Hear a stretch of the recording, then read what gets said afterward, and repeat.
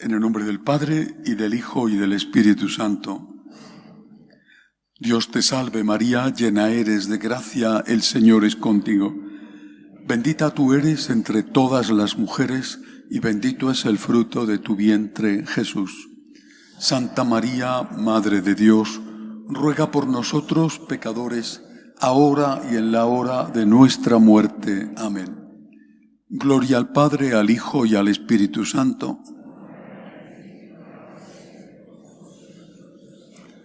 Ave María Purísima.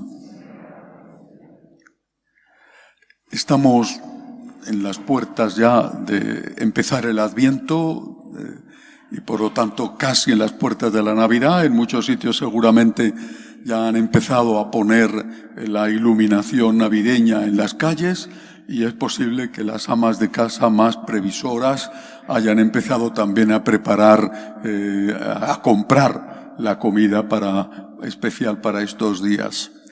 Y yo quisiera que este retiro, en estas circunstancias, en este tiempo, estuviera dedicado a la Santísima Virgen María. Tenemos dos grandes fiestas de la Virgen, enseguida la Inmaculada, que es la patrona de España, el día 8, y el día 12 la Virgen de Guadalupe, que es la emperatriz de América, la gran aparición de nuestra Madre en América, que fue decisiva para la evangelización, sobre todo de México. Así que esto es una especie de aperitivo y de preparación a estas dos grandes fiestas marianas. El Adviento, sobre todo, para los liturgistas, es el tiempo de San Juan Bautista, porque él es el precursor, el que prepara el camino al Señor.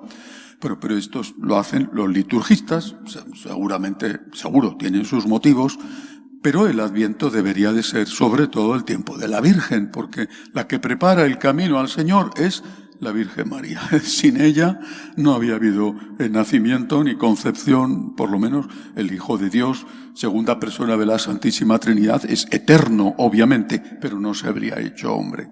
Hay que ponerse en la piel de esta jovencita, 15, 16 años, que es premamá en este momento de Adviento, a punto de dar a luz, en un sitio extraño como es Belén, lejos de su casa, lejos de su familia, sola con su marido José, en un lugar donde no había sitio ni siquiera para alojarles con un mínimo de dignidad y tuvieron que refugiarse en una cueva de ganado.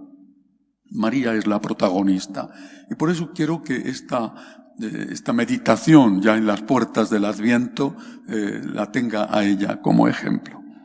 Además, recientemente el Dicasterio para la Doctrina de la Fe ha publicado una nota doctrinal con respecto a dos títulos marianos, María Corredentora y María Mediadora de todas las gracias. Y quisiera referirme sobre todo a uno de ellos, el que ha creado más polémica, el de María Corredentora. Quisiera referirme a ello y explicar en qué sentido se puede decir, aunque sea con otra palabra. Y para hablar de eso, primero hay que hablar de lo que son los dogmas en la Iglesia. Los dogmas de fe, son pronunciamientos oficiales de la Iglesia, a veces producidos en un concilio. Por ejemplo, estamos a punto de celebrar el 1700 aniversario del Concilio de Nicea, donde se proclama el dogma de que Cristo es verdadero Dios y es verdadero hombre. Otros concilios, por ejemplo el de Éfeso, proclaman que María es Madre de Dios, dogmas de fe. A veces no son proclamados en un concilio, y es el Papa el que, haciendo uso de esa prerrogativa que tiene de hablar ex cátedra, es decir, desde la cátedra y por tanto sin posibilidad de equivocarse, dice: esta verdad es dogma de fe, hay que creerla. Se han acabado las discusiones, hay que creerla. Por ejemplo, el dogma de la Inmaculada Concepción de la Virgen María, si no recuerdo mal, es aprobado en el año 1854. Eso no significa que la Santísima Virgen se quedara desde el año 8 de diciembre de 1854 sin pecado original. Significa que ella fue concebida sin pecado original y que la Iglesia lo reconoció oficialmente el 8 de diciembre de 1854. 1950, Pío XII proclama el dogma de la Asunción en cuerpo y alma de María al cielo. Eso no significa que la Virgen no estuviera en el cielo en cuerpo y alma antes de esa fecha, sino que en esa fecha eso se reconoce oficialmente. Todo dogma siempre, antes de ser proclamado como tal, ha tenido un tiempo a veces muy largo de controversia. Y de hecho el dogma tiene como objetivo no solamente decir esto es verdad, Cristo es verdadero Dios y verdadero hombre, sino que tiene como objetivo acabar con las controversias. Esas controversias, que repito, han durado a veces siglos y han podido ser encarnizadas, incluso violentas, esas controversias eran debates entre teólogos que argumentaban en un sentido y en otro.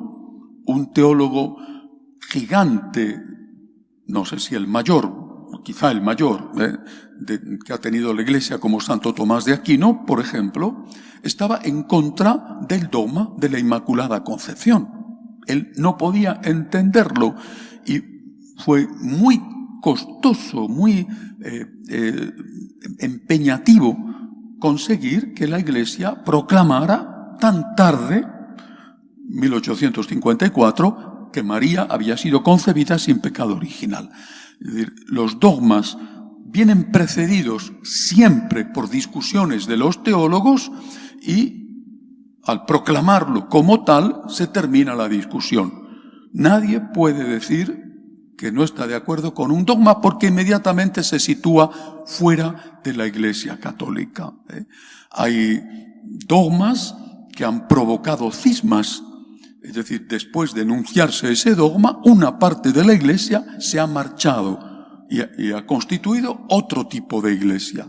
Esto, sobre todo, en los primeros siglos ocurrió con los llamados dogmas cristológicos. En el concilio de Nicea, como he dicho, se estaba discutiendo si Cristo era verdadero Dios o no. Nadie dudaba que era verdadero hombre, pero si era también verdadero Dios, y qué relación había entre el Cristo Dios y el Cristo hombre.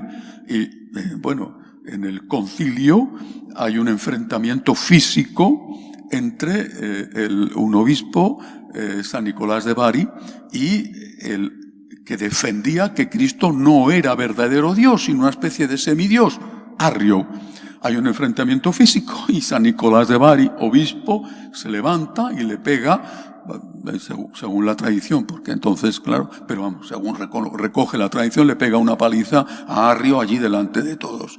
En el concilio de Éfeso estaba discutiéndose si la Virgen María era o no, usando la palabra griega, Theotokos, Madre de Dios. Los conciliares no se ponían de acuerdo, pero es madre del hombre, pero también es madre de Dios. ¿Cómo va a ser madre de Dios? Eso significa que sea una diosa. ¿Cómo puede ser? Los teólogos discutían.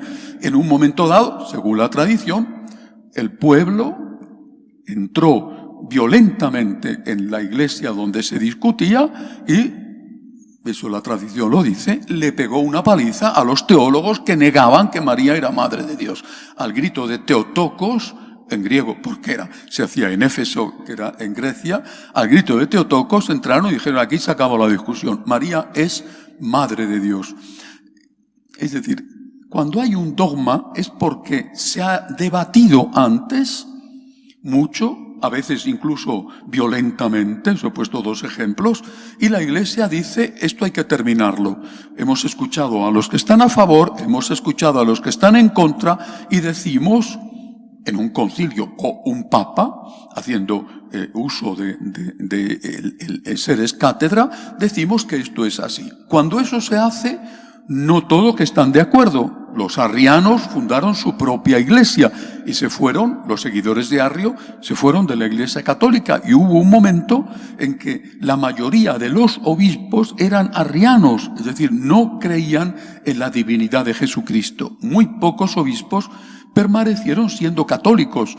En cambio, el pueblo, la inmensa mayoría del pueblo, permaneció fiel a la fe que se había proclamado en el Concilio de Venecia, y siguieron diciendo: Cristo es verdadero Dios, Cristo es verdadero hombre y María es la Madre de Dios. Poco a poco se consiguió revertir la situación, gracias también a que cambió el que mandaba, es decir, al cambio del emperador en Roma. Después del Concilio Vaticano I, más reciente por lo tanto que aquellos concilios antiguos, se proclama el dogma de la infalibilidad del Papa. El Papa, cuando habla ex cátedra, cuando define un dogma, el Papa no se puede equivocar. Este es el dogma de la infalibilidad. Un sector de la Iglesia se niega a reconocer esto y funda otra iglesia. En este caso, pequeñita entonces, y después ha ido reduciéndose y se ha unido con otras de las ramas que se habían separado antes. La iglesia se llamó los veterocatólicos, los antiguos católicos, y sobre todo tenía su centro en lo que entonces era Holanda, hoy Países Bajos y Alemania. Los dogmas se hacen para zanjar las discusiones y se hacen para aclarar puntos que son esenciales en la vida de la fe.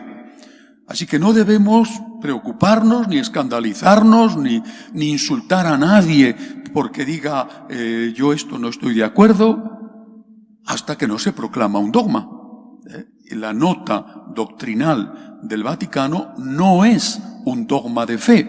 Lo hubiera tenido que proclamar el Papa como tal, haciendo uso expreso de su poder, de su autoridad para hablar ex cátedra. Por otro lado, los dogmas más recientes, Asunción de la Santísima Virgen y Inmaculada Concepción, fueron proclamados por los papas previa consulta a todos los obispos del mundo, cosa que evidentemente en este caso no se ha hecho. Por otro lado, un dogma lo que hace es afirmar algo, no negar algo.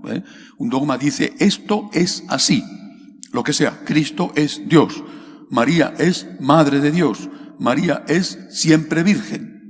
Eso es lo que hace el dogma. Mientras que en este caso la nota doctrinal, primero, no ha prohibido las discusiones entre los teólogos, sino que simplemente con este punto de María Corredentora ha dicho que no es apropiado llamarla así. Que no es apropiado llamarla así, ha dicho, en ninguna circunstancia. Ha dicho que no es apropiado. No ha dicho que no lo sea, y no ha dicho esto es dogma de fe. Ha dicho no es apropiado porque puede dar lugar a confusión. Inmediatamente muchos teólogos, especialistas además en estudios marianos, a estos teólogos se llama mariólogos, han reaccionado diciendo esto es un tema abierto todavía, es un tema abierto a discusión. No quiero entrar a discutir, a comentar, no es mi papel, no tengo la autoridad teológica suficiente, otros lo han hecho, yo no, para discutir si esta nota doctrinal es adecuada, no es mi caso. Sí que quiero comentar sobre, primero, repito, lo que traen los dogmas consigo y luego cómo podemos aplicar esto, en este caso concreto, a nuestra vida cotidiana, que es lo que me importa. Fijándonos en los dogmas de la Santísima Virgen, son 4, los dogmas aprobados por la Iglesia. Cada uno de ellos no solamente enuncia una verdad y acaba con una discusión, sino que cada uno de ellos tiene una gran importancia para la vida de los fieles. María, Madre de Dios. ¿Qué significa? Pues que Cristo es Dios. Cristo es Dios y ella es la Madre de Dios, pero significa que Cristo es Dios. ¿Y qué significa que Cristo sea Dios? Significa que sus enseñanzas son enseñanzas de Dios, que no son enseñanzas de hombre, siendo Cristo también verdadero hombre. Esto es lo importante. Cristo es Dios. Sus enseñanzas son enseñanzas de Dios. No se pueden cambiar. Nadie, ni en el cielo ni en la tierra, en el cielo no lo intentará nadie, pero en la tierra lo intentan muchos, nadie puede decir: habéis oído que Cristo dijo, pero yo os digo que soy más que Cristo. Habéis oído que Cristo dijo: ama a tu enemigo. Pero yo os digo, la venganza está justificada. Nadie puede decirlo y ser cristiano. Habéis oído que Cristo dijo: lo que hayas hecho al más pequeño, a mí me lo has hecho. Pero yo os digo, no hay que dar limosna a nadie. Habéis oído que Cristo os dijo: el que se divorcia de su mujer y se casa con otra, comete adulterio contra la primera. Pero yo os digo, podéis divorciaros todo lo que queráis, podéis comulgar sin ningún problema. Cristo es Dios. Sus enseñanzas son enseñanzas de Dios y nadie en la Iglesia tiene el poder. Nadie, cuando digo nadie, lo puedo subrayar 500.000 veces. Nadie en la Iglesia tiene el poder de decir que las enseñanzas de Cristo están anticuadas y que hay que cambiarlas. Dogma con consecuencias. Perpetua virginidad de María, antes del parto, en el parto, después del parto. ¿Qué significa? Un hecho en sí. María no tuvo hijos más que Jesús. Y María no tuvo relaciones físicas con ningún hombre. Por supuesto, con su esposo, San José, en primer lugar. Pero significa también algo importante para nosotros, no solamente reconocer la virginidad perpetua de María, sino que significa reconocer el valor de la virginidad. La virginidad es un valor y es algo que durante siglos se vio muy claro, pero que hoy ya no se ve tan claro y por eso hay que recordarlo. La virginidad es un valor y llegar virgen, en el sentido físico, solo puede hacerlo la mujer, pero en el sentido moral, el hombre y la mujer, es decir, sin tener relaciones, llegar virgen al matrimonio sigue siendo un valor. Mientras que para hoy ya eso se ha convertido casi en una desgracia. Y se presume incluso públicamente del número de relaciones que se tienen, que son enormes, con todas las consecuencias negativas que eso tiene. El dogma de la Inmaculada Concepción de María. María fue concebida sin pecado original. Esto es lo que dice el dogma. ¿Qué consecuencias tiene eso para nosotros? Nosotros sí tenemos el pecado original. María, eximida del pecado original, fue una excepción. San Pablo dice, y a eso se agarraba Santo Tomás de Aquino, todos pecaron.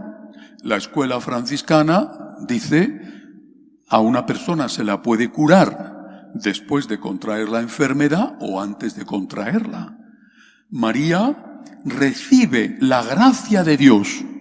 María es redimida por su Hijo, salvada por su Hijo, pero puede ser salvada como una persona, por ejemplo, que recibe una vacuna y es salvada, y puede ser salvada como somos salvados nosotros después de haber cometido el pecado, tenido el pecado original y cometido nuestros pecados personales.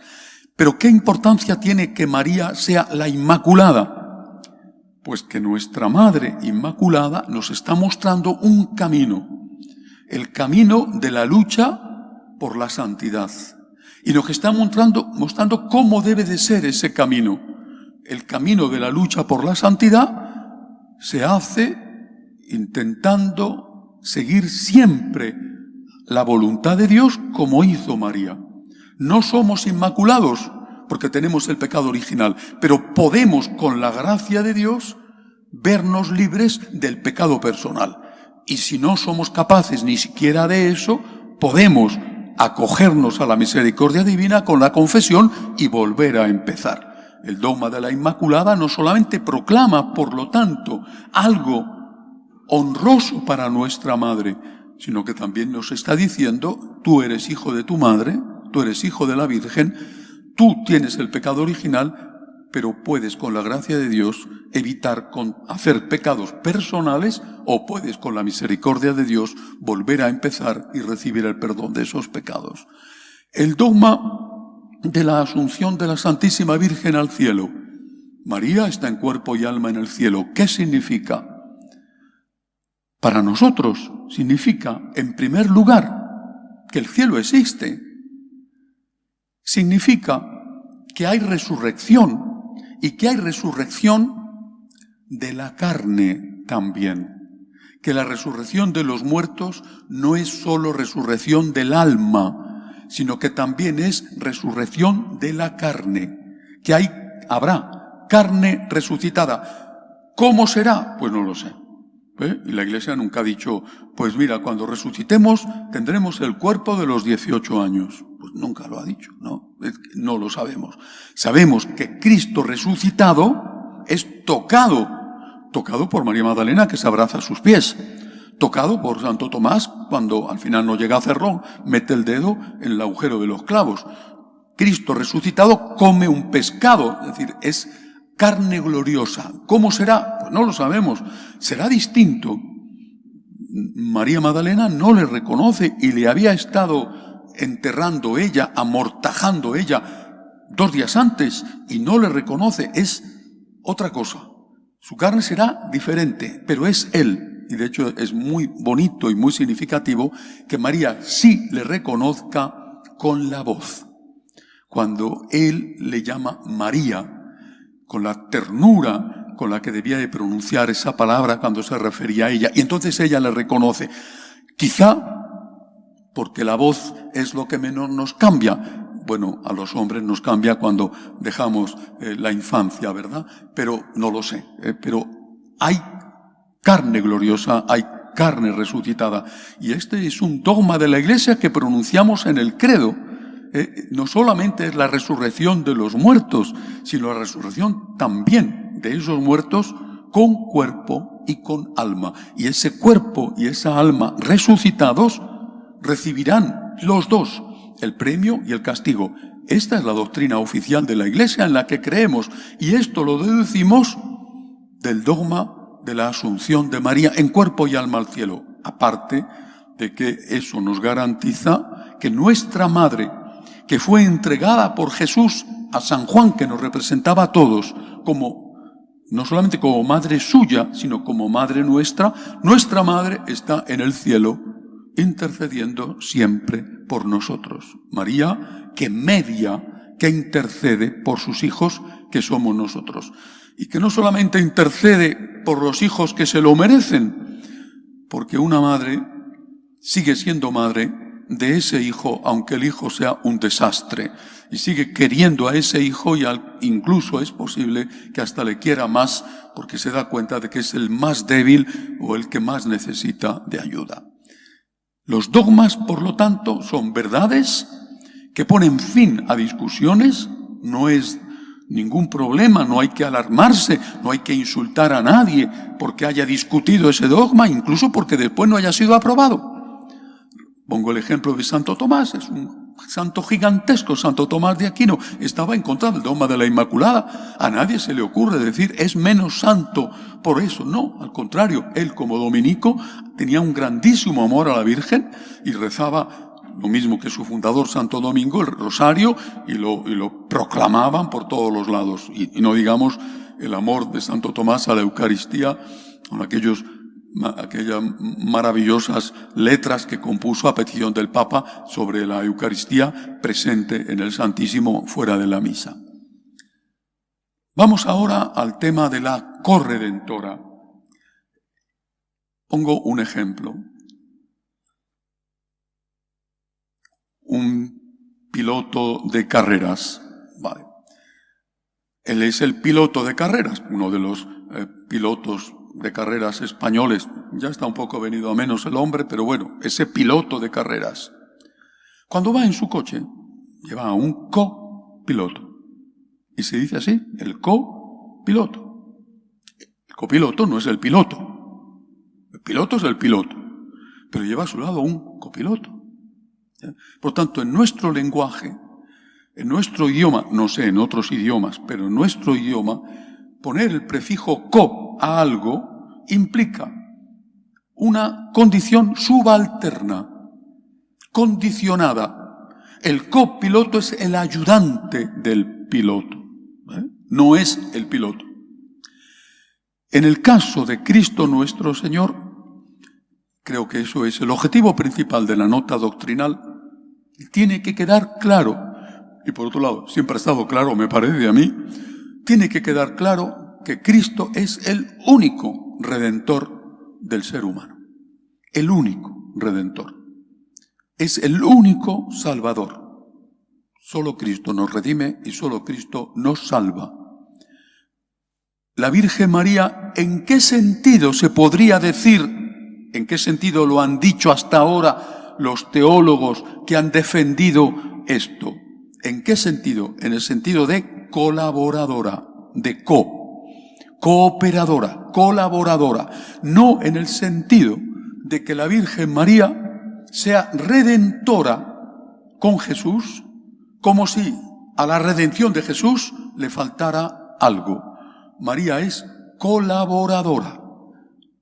Se podía haber cambiado, por lo tanto, para evitar la confusión, el término, y se hubiera entendido mejor, en vez de co-redentora, haberla llamado colaboradora. Pero colaboradora, por otro lado, no se relacionaba del mismo modo con la redención y por eso se usaba corredentora. Pero tiene que quedar claro que María no es una diosa, que la redención nos viene solo a través de Jesucristo, que Jesucristo es el único redentor y el único salvador de todos los hombres, y que María colabora a esa redención. Por ejemplo, ¿podría haber nacido el Redentor sin que María le hubiera dicho así al ángel cuando le dice, aquí está la esclava del Señor? ¿Qué mayor colaboración con la redención que ella aceptara que en su carne, en su cuerpo, se encarnara el Hijo de Dios? Esa es una evidente, única, imprescindible, esencial colaboración con la redención. Cristo es el Redentor y el único Redentor, pero la Virgen María colabora no solo con la encarnación, sino que colabora, y ese es el tema que me preocupa y me interesa más, colabora ofreciendo su sufrimiento como cualquiera de nosotros puede ofrecer el sufrimiento. Sufrimiento físico, enfermedades, sufrimiento moral, la pérdida de un ser querido, sufrimiento y angustia porque no sabes qué va a ser de tu vida, no tienes trabajo, porque no sabes qué va a ser de tu patria que se encuentra sumergida en una dictadura o en un caos, o porque hay guerra. Sufrimiento, de cualquier modo, ese sufrimiento tiene un valor, no solamente el valor de purificación, una purificación que te permitirá mejorar, que te permitirá unirte más a Dios y que, por la gracia de Dios, quizá te exima de tiempo en purgatorio.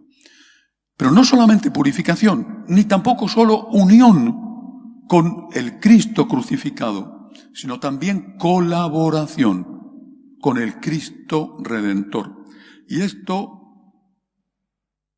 da dignidad, da utilidad a ese sufrimiento. Cuando tú sufres porque no tienes para comer, porque te han hecho una injusticia, porque te acaban de detectar un cáncer y estás que te mueres de miedo, porque no sabes si vendrán a buscarte mañana tus enemigos a tu casa para llevarte a la cárcel. Cuando tú sufres, no eres un inútil, no eres una persona que solo es capaz de recibir la limosna, la compañía, el consuelo, la caridad, sino que tú eres alguien útil y ese sufrimiento tiene una enorme utilidad. Para mí esto es lo más importante de decir que la Virgen María es, en este sentido de colaboradora, en este sentido es corredentora. Repito, en este sentido de colaboradora, no en el sentido de quitarle algo al Redentor. Y quiero leeros, no quiero abusar de vuestra paciencia, pero quiero leeros algunas de las citas de San Juan Pablo II sobre este tema. Audiencia General del miércoles 10 de diciembre de 1980. Primera vez, Juan Pablo II, elegido Papa, como sabéis, en el año 78. 10 de diciembre del 80, por primera vez, el Papa llama a María la corredentora, tal cual.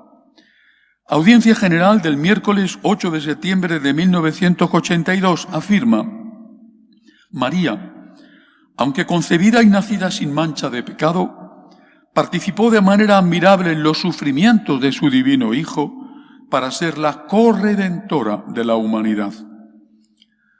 No hay que olvidar que el Papa no solamente era Papa, sino que es un santo. Ángelus del domingo 4 de noviembre de 1984 vuelve a decir que la Virgen María es la corredentora. Homilía en el santuario de Nuestra Señora de la Alborada en Guayaquil, Ecuador, cuando va a visitar Ecuador, 31 de enero de 1985. Afirma que el papel de María como corredentora no cesó con la glorificación de su Hijo. Ángelus del Domingo de Ramos, 31 de marzo de 1985. Llama de nuevo a María la corredentora. Mensaje a los peregrinos de la obra federal para el transporte de enfermos a Lourdes, sábado 24 de marzo de 1990, les dijo: que María Santísima, corredentora del género humano junto a su Hijo, les dé siempre valor y confianza, y que mi bendición, que ahora los imparto de todo corazón, los acompañe siempre. Ángelus del domingo 6 de octubre de 1991. Cuán crucial fue la presencia de Nuestra Señora en el camino ascético y misionero de Santa Brígida. Brígida vio en María un modelo y un apoyo en diversos momentos de su vida. Proclamó con vehemencia el privilegio divino de la Inmaculada Concepción de María. Contempló su sorprendente misión como Madre del Salvador. La invocó como Inmaculada, dolorosa y corredentora, exaltando su singular papel en la historia de la salvación y en la vida del pueblo cristiano. También se refirió a Nuestra Señora con un título equivalente al de corredentora en la carta apostólica al primer concilio de Constantinopla, 25 de marzo de 1981, donde habla de la Madre de Dios, primera colaboradora con el poder del Altísimo. En el Ángelus del 21 de agosto de 1983 la llama Madre y colaboradora del Redentor. En la Audiencia General del 7 de diciembre de 1994, María se ha convertido en colaboradora de la salvación. En la Audiencia General del 24 de enero de 1996, María es la colaboradora del Redentor. En la Audiencia General del 18 de diciembre de 1996, María es la fiel colaboradora con su Hijo para la salvación del género humano. En la Audiencia General del 9 de abril de 1997, María, singular colaboradora en la redención. Y con respecto al tema que más me interesa y más me preocupa, que es el valor que pueda tener nuestro sufrimiento, el Papa Juan Pablo II publica en 1984, muy poco después, por lo tanto, del atentado que sufre en la plaza de San Pedro el día 13 de mayo de Fátima, donde solo un milagro evitó que aquel pistolero, un profesional, le matara disparándole a bocajarro. El milagro es que en ese momento el Papa levantó la mano y su dedo meñique, que quedó destrozado, hizo que la bala se desviara unos milímetros y no le diera en el corazón. Poco después, el Papa publica la encíclica, no estoy seguro si es encíclica o exhortación apostólica, Salvifici Doloris, 11 de febrero de 1984. Voy a leer solo algunos párrafos referentes a este tema. Cada hombre tiene su parte en la redención. Fijaos esto, Cada hombre tiene su parte en la redención. Si tiene cada hombre su parte en la redención, ¿no lo va a tener la Virgen?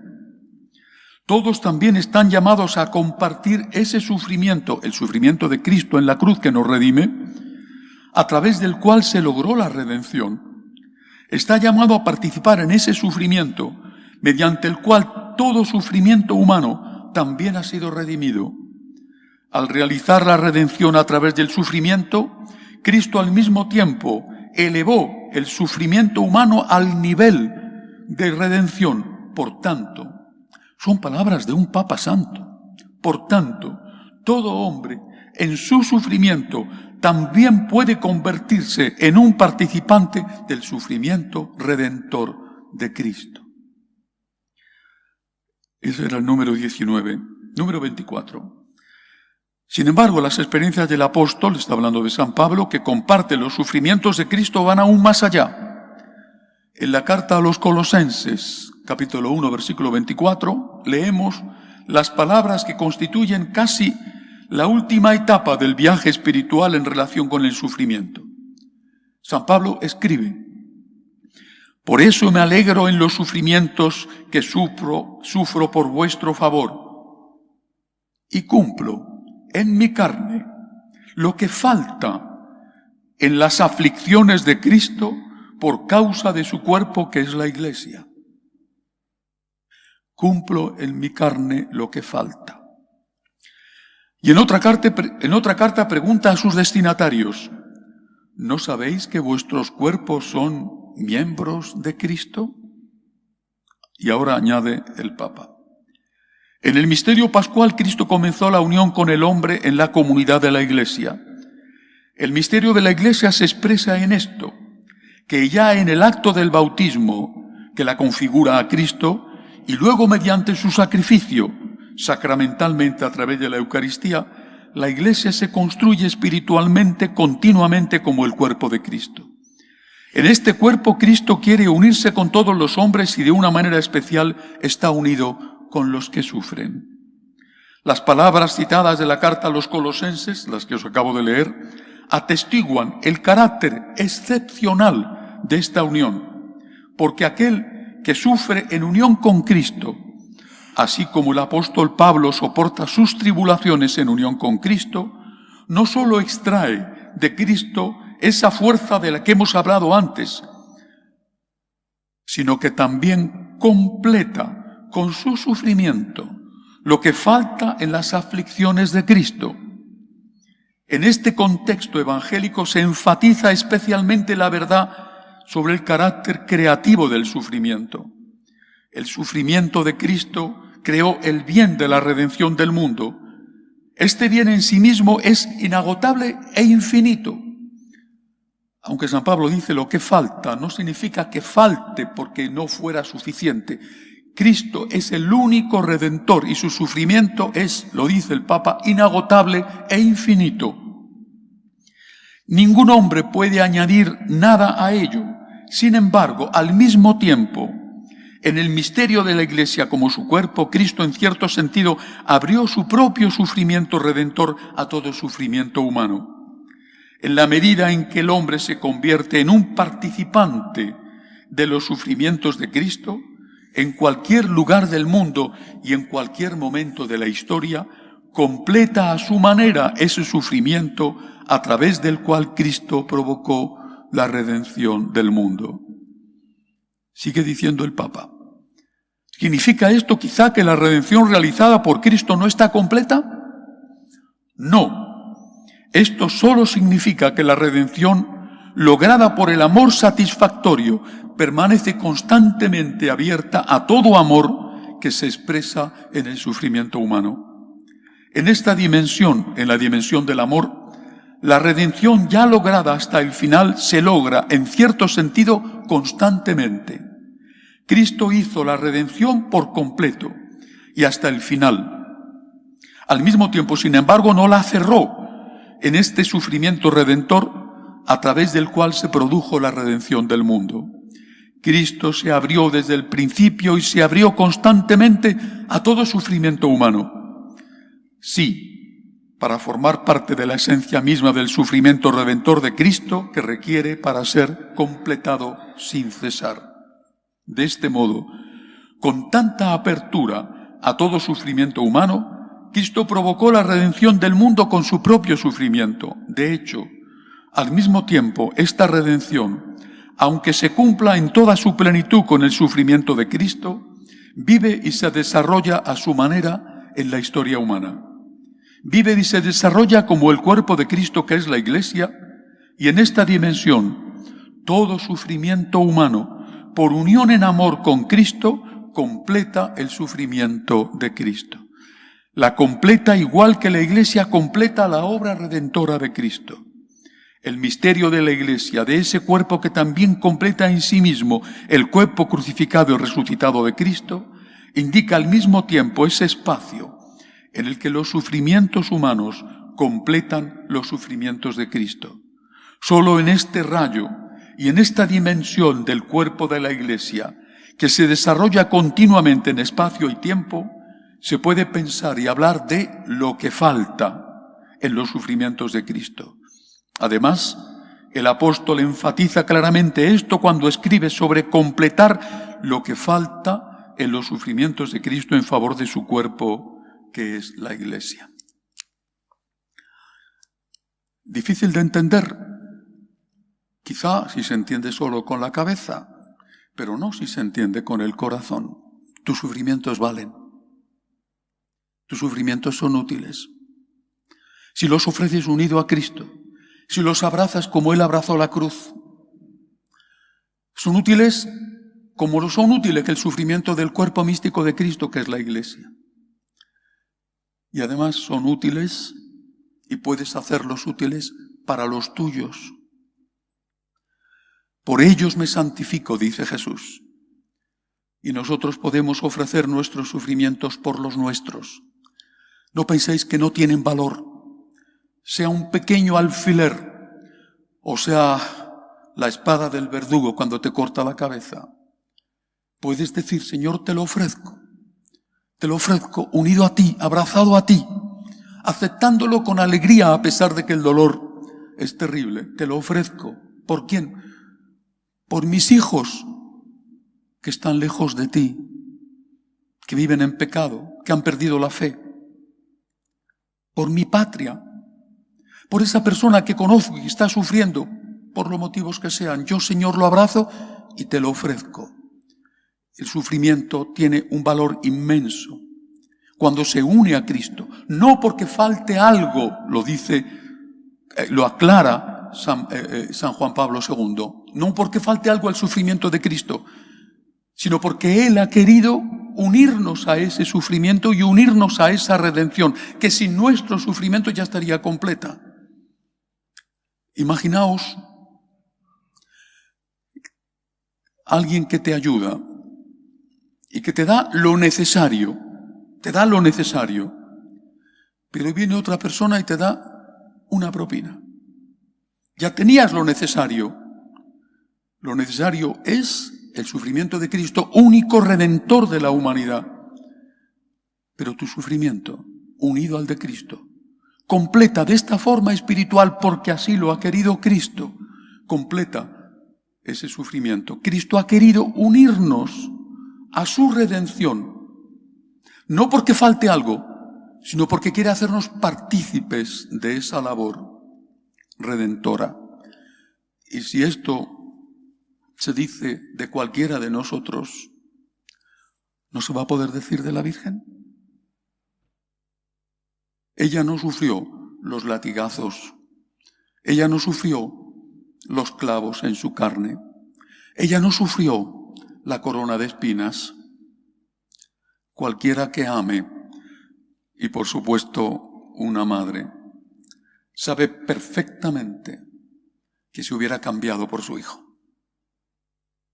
que se hubiera puesto allí para que a su hijo no le hicieran lo que le hicieron. ¿Es que acaso no sufrió al pie de la cruz? Y no solamente al pie de la cruz.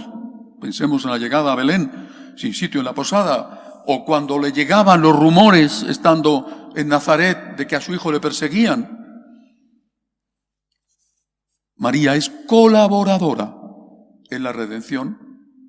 El propio Papa Juan Pablo II utiliza el término corredentora y el término colaboradora, que es equivalente, como también nosotros podemos serlo. Tu sufrimiento tiene un valor, acéptalo, ofrécelo. No pienses que no vale para nada, no pienses que eres una persona inútil cuando eres un anciano o cuando estás en la cama de un enfermo, porque estás enfermo. En ese momento eres quizá la persona más útil del mundo. Cristo nuestro Señor, que hizo milagros portentosos, no nos redime cuando hace el milagro, nos redime cuando muere en la cruz. Y nosotros, cuando unimos nuestro sufrimiento al de Él, que es necesario y suficiente, pero que Él ha querido asociarnos a esa obra redentora, cuando ofrecemos nuestro sufrimiento, nos convertimos en alguien útil. Tú puedes ayudar a tu familia. No pienses que eres inútil porque eres pobre o porque eres anciano o porque estás enfermo. Piensa que en ese momento quizá eres la persona más útil del mundo y que puedes hacer por los tuyos más desde la cama del enfermo que lo que has hecho durante tu vida antes, trabajando por ellos, esforzándote por ellos, pagándoles una costosa educación. Porque ese ejemplo que le puedes dar en ese momento y el ofrecimiento a Cristo de tu sufrimiento, de tu dolor, eso no solamente puede impactarles más y convertirles, sino que misteriosamente eso ha querido Cristo que se asocie a su redención. Cristo es el único redentor. Nunca, jamás un católico ha dudado de esto, un verdadero católico. Nunca, jamás alguien católico ha dicho que María sea una diosa. Nunca, jamás. Decir que se corre el riesgo de pensar en una divinización de María es no conocer el alma de un católico. La amamos con locura. No nos avergonzamos de amarla. La amamos con locura. Pero siempre sabiendo que es la madre del Redentor. No aquella que nos redime, sino aquella que colabora en esa redención. Y este amor, como pasa con los hijos que son buenos hijos, nadie nunca nos lo podrá quitar. Terminamos rezando a la Santísima Virgen. Dios te salve María, llena eres de gracia, el Señor es contigo. Bendita tú eres entre todas las mujeres y bendito es el fruto de tu vientre Jesús. Santa María, Madre de Dios, ruega por nosotros pecadores, ahora y en la hora de nuestra muerte. Amén. Gloria al Padre, al Hijo y al Espíritu Santo.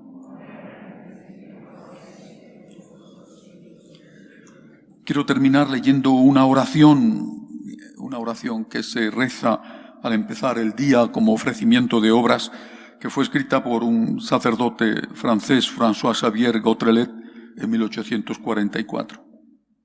Oh Jesús, por el Inmaculado Corazón de María te ofrezco mis oraciones, trabajos, alegrías y sufrimientos de este día, por todas las intenciones de tu Sagrado Corazón en unión con el santo sacrificio de la misa en todo el mundo, por la salvación de las almas, la reparación de los pecados, la reunión de todos los cristianos y en particular por las intenciones del Santo Padre.